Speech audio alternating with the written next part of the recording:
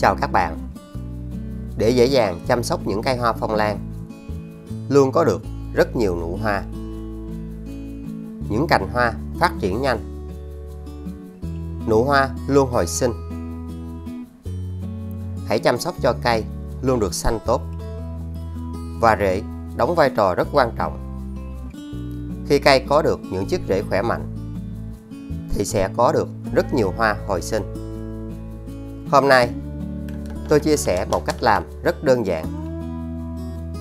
Nó sẽ giúp cho những cây hoa lan khi chúng ta trồng lại hoặc những cây đang trồng sẽ được xanh hơn. Cây có được nhiều rễ khỏe, những chùm hoa phát triển nhanh. Với một cách làm rất đơn giản, hoa lan có rất nhiều hoa giữ trên cành. Hoa luôn nở nhiều, luôn tươi đẹp và rực rỡ quanh năm. Các bạn hãy sử dụng bột yến mạch.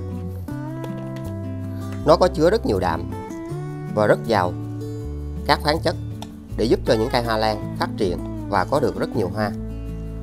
Các bạn có thể dùng nước vo gạo để thay thế vẫn được. Hãy dùng một thìa. Cho vào 500ml nước đun sôi.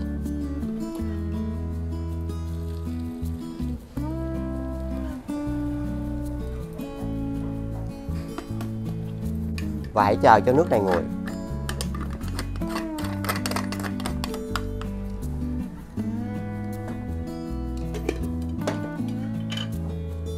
Các bạn sử dụng cà phê. Cà phê có chứa nhiều dưỡng chất, không chỉ tốt cho những cây hoa lan mà còn giúp cho những cây trồng khác phát triển và có được rất nhiều hoa. Hãy dùng một thìa.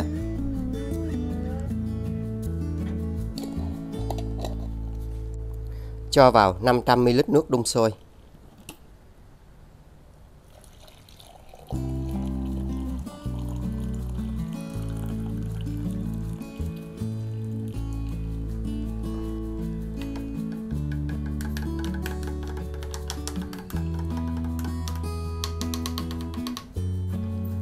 Các bạn hãy chờ cho nước này nguội.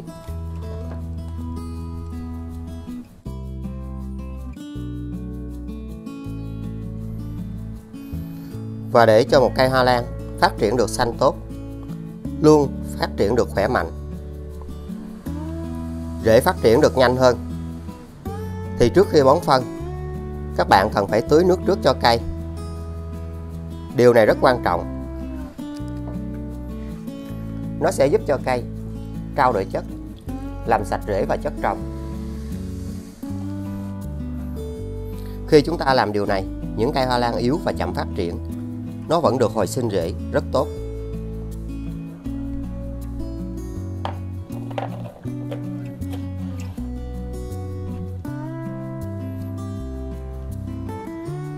Nếu các bạn để chất trồng quá khô thì những loại phân bón đều trở nên vô nghĩa, vì cây sẽ không hấp thụ được những dưỡng chất.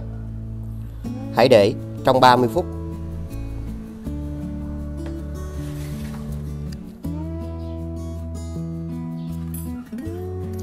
Và nó giúp cho những cây hoa lan của các bạn hồi sinh những chiếc rễ rất tốt và rất khỏe. Khi chúng ta sử dụng cách làm này thì rễ sẽ được phát triển rất nhanh.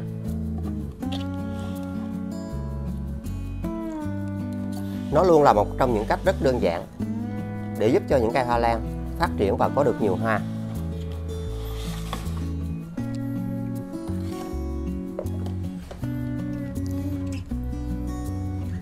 Luôn là một trong những cách để hoa lan có lá được khỏe, cây luôn được xanh tốt, lá mới phát triển nhanh. Một giải pháp tuyệt vời.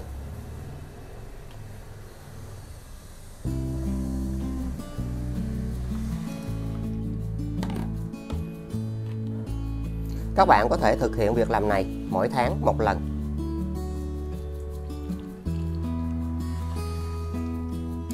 Những cây hoa lan dù rất yếu ớt, nó vẫn được xanh và phát triển rất tốt.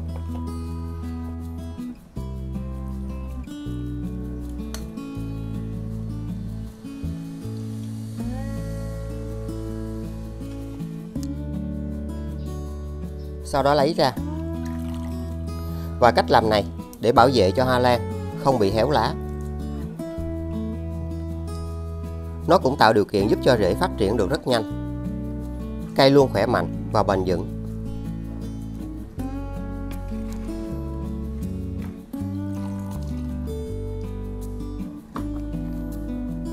Đây là nguyên nhân đã khiến những cây hoa lan không phát triển và không có hoa. Khi chất trồng bẩn, quá trình trao đổi chất sẽ bị ngưng lại. Nó gây ra nấm và thối rễ trên hoa lan rất nhanh.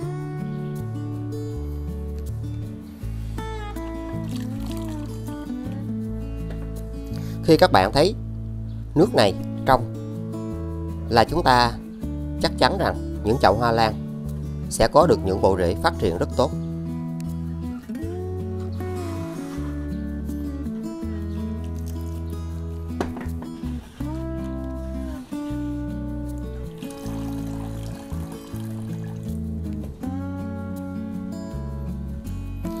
Khi chất trồng bẩn, nó sẽ làm cho rễ của cây thối rất nhanh. Khi các bạn làm cách này thì những loại phân bón khi chúng ta bón vào, cây trồng sẽ hấp thụ rất tốt và tạo điều kiện cho cây phát triển và có được nhiều hoa hơn.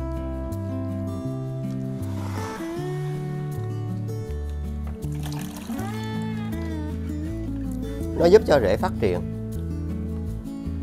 và những cây hoa lan sẽ được xanh hơn nhờ cách làm đơn giản và rất dễ này.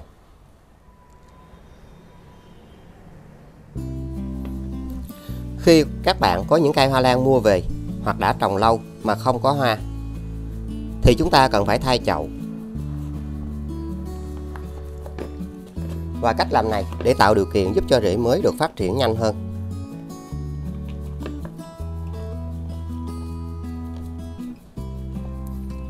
Hãy kiểm tra thật kỹ và cắt bỏ những rễ hư và những rễ thối này.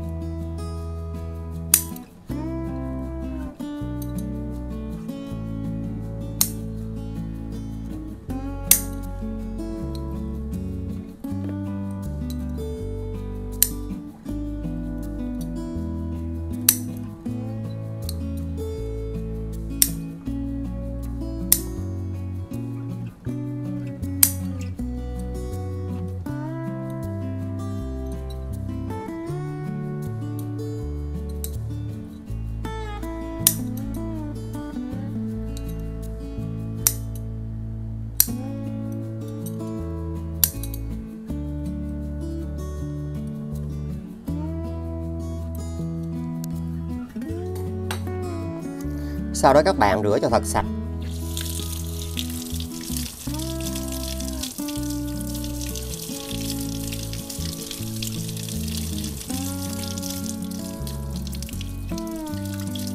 Và cách làm này sẽ giúp những cây hoa lan khi chúng ta trồng lại hoặc hồi sinh, cây sẽ được phát triển rất nhanh.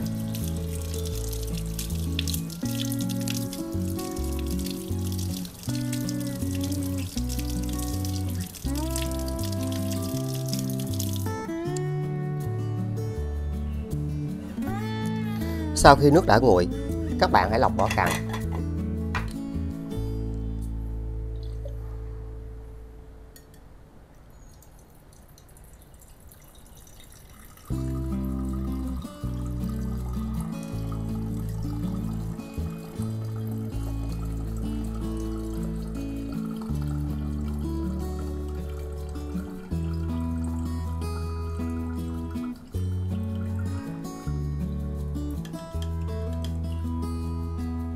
Và hãy cho nước cà phê vào chung.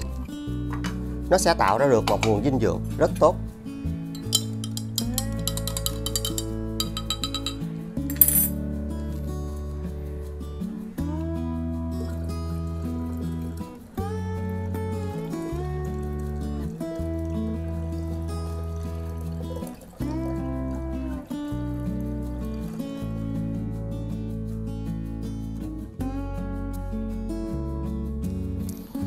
Và phương pháp thứ nhất, các bạn hãy sử dụng nước này. Chúng ta sẽ lau lá cho những cây hoa lan. Nó giúp cho hoa lan không bị nấm, không bị côn trùng. Và đây là nguồn dinh dưỡng rất tốt để giúp cho những chiếc lá luôn được xanh, được khỏe mạnh hơn. Nên áp dụng mỗi tuần một lần. Với những loại phân bón hữu cơ, cây hấp thụ chậm nhưng sẽ rất bền vững theo thời gian.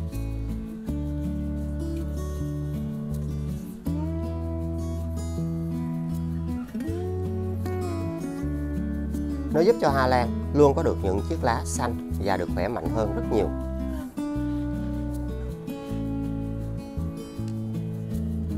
Lá rất khỏe. Điều này sẽ thúc đẩy giúp cho rễ phát triển rất nhanh. Khi các bạn có những cây hoa lan nó đang bị yếu hoặc kém phát triển, chúng ta hãy sử dụng cách làm này.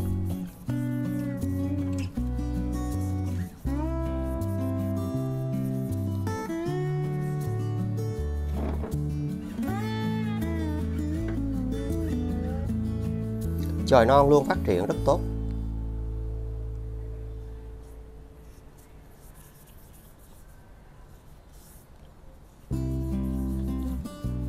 Nó giúp cho những cây hoa lan không bị bụi bẩn.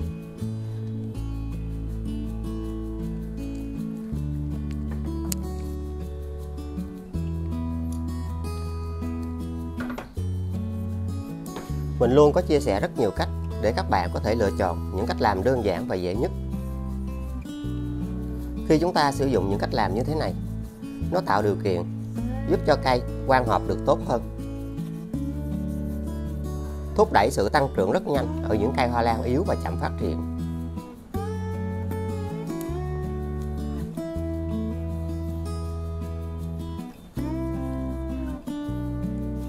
Lá rất khỏe và rất xanh.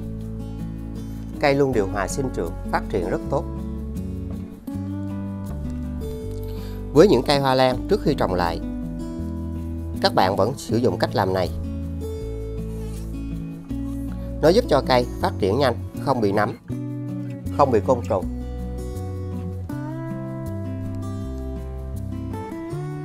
Và phương pháp thứ hai, hãy dùng nó để tưới phun sương cho cây.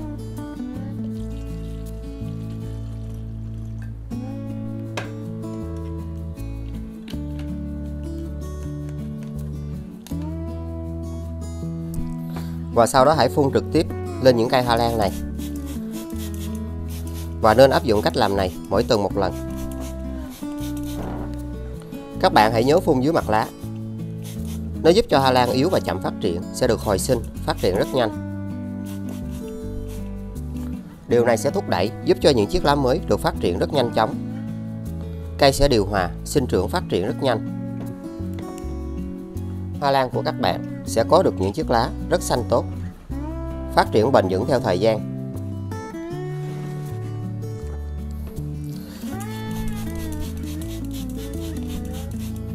Với những loại phân bón hữu cơ, cây hấp thụ chậm, nhưng khi đã phát triển thì sẽ rất bền.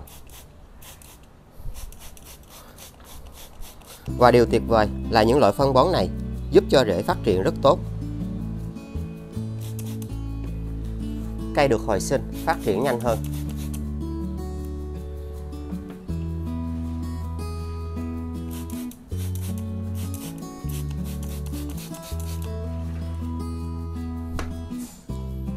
Khi các bạn sử dụng cách làm này thì nó sẽ bảo vệ rất tốt những cây hoa lan của chúng ta.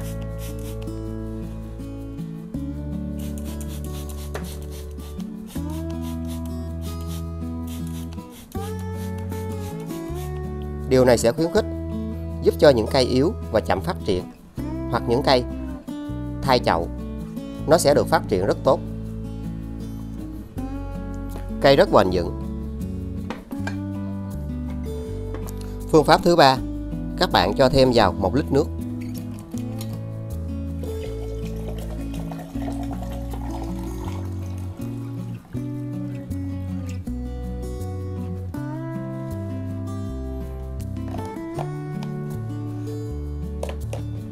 Sau đó hãy tưới vào gốc của cây. Bộ rễ sẽ được bảo vệ và những cây hoa lan được chăm sóc theo cách này được phát triển rất nhanh.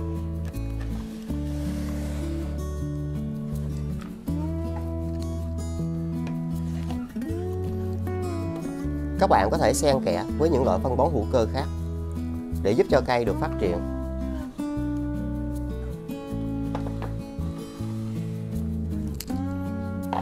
Và chúng ta có thể thực hiện cách làm này 20 ngày một lần.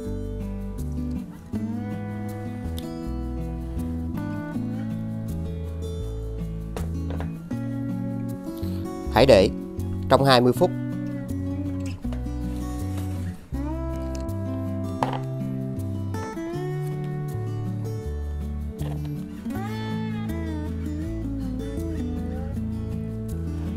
Khi các bạn sử dụng những loại phân bón dạng lỏng, cây sẽ rất dễ hấp thụ và điều này sẽ khuyến khích giúp cho những cây yếu và chậm phát triển được xanh, được khỏe mạnh hơn rất nhiều.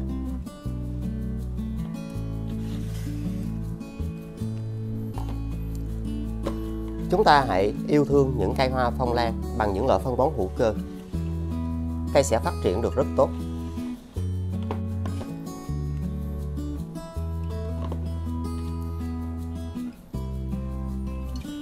Khi bón phân, các bạn nên bón nhiều lần, sẽ tốt hơn chúng ta bón một lần. Với cây hoa lan này, các bạn hãy đặt vào đây và hãy cho nước này vào.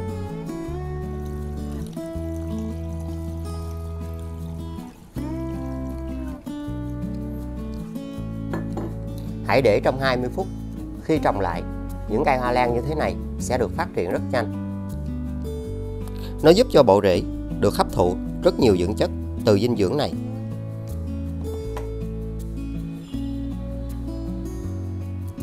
Sau đó lấy ra và hãy đặt những cây hoa lan ở nơi có ánh sáng. Nó giúp cho cây được phát triển xanh, được khỏe mạnh và cũng là cách để giúp cho cây luôn trao đổi chất dễ hơn. Những cây yếu sẽ dần được phát triển rễ rất tốt với loại dinh dưỡng này. Các bạn sẽ có được những cây hoa phong lan xanh tốt và phát triển rất nhanh.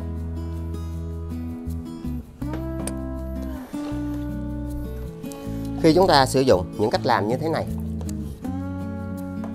thì hoa lan của các bạn sẽ có được những chiếc lá rất cứng cáp và rất khỏe. Điều này sẽ thúc đẩy giúp cho cây tăng trưởng rất nhanh và giúp cho rễ phát triển rất tốt và rất khỏe mạnh. Một cách rất đơn giản và tuyệt vời.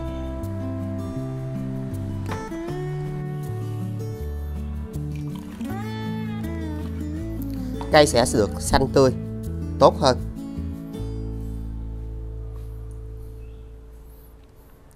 Và nó giúp cho những chiếc rễ được phát triển rất tốt. Một loại dinh dưỡng tuyệt vời cho những cây hoa lan phát triển được rất nhanh.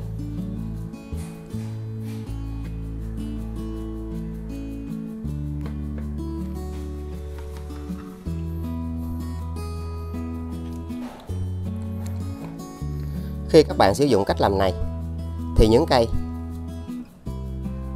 nó sẽ luôn được hồi sinh những chiếc rễ rất tốt và rất khỏe. Một giải pháp tuyệt vời và điều này cũng sẽ thúc đẩy giúp cho cây tăng trưởng rất nhanh.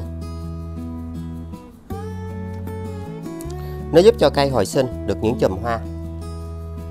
Hoa luôn giữ trên cành và nở đẹp hơn. Hoa giữ trên cành rất lâu. Hoa rất to và khỏe.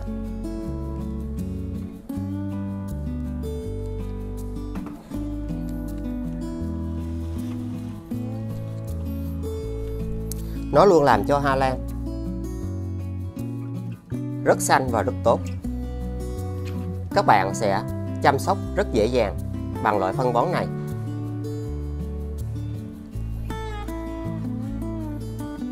Khi cây khỏe thì cũng sẽ tạo điều kiện giúp cho cây có được nhiều hoa và phát triển được tốt hơn. Những chùm hoa luôn hồi sinh và phát triển liên tục với cách làm này. Một phương pháp rất hiệu quả.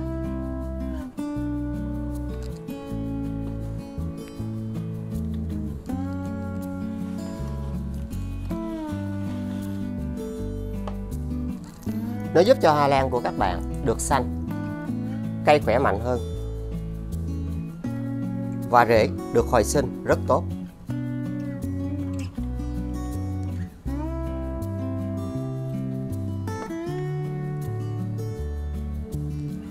những chùm hoa được mọc thêm, phát triển trên cành. Đây là ưu điểm rất tốt khi chúng ta dùng phân bón hữu cơ để giúp cho cây.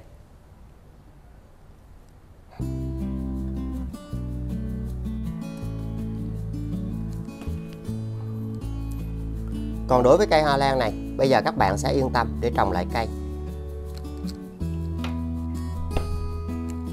Hãy trồng lại bằng vỏ thông.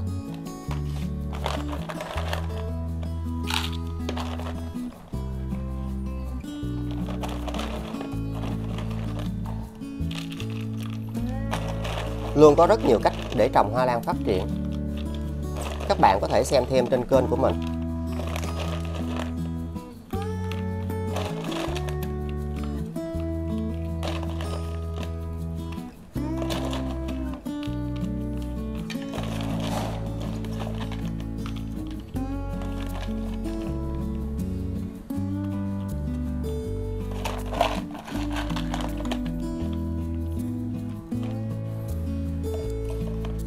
Hy vọng giúp ích cho các bạn rất nhiều.